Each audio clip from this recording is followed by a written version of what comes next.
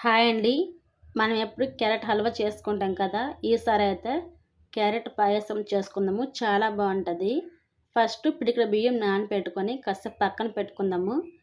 ఇప్పుడు క్యారెట్ బాగా వాష్ చేసుకొని సన్నంగా తురిమి పెట్టుకోవాలి. ఇది రెడ్ క్యారెట్ అండి. చాలా స్వీట్‌గా బావుంటది.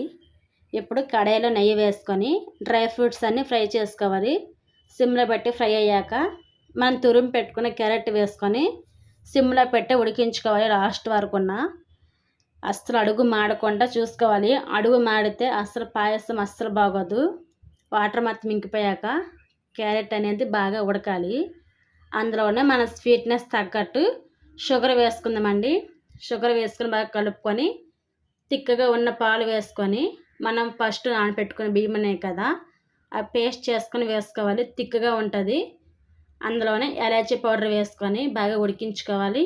లాస్ట్‌లో డ్రై ఫ్రూట్స్ అన్నీ వేసుకుంటే చాలు. ఎంతో టేస్టీగా ఉండే క్యారెట్ పాయసం రెడీ అండి. Subscribe my channel. బాయ్ అండి.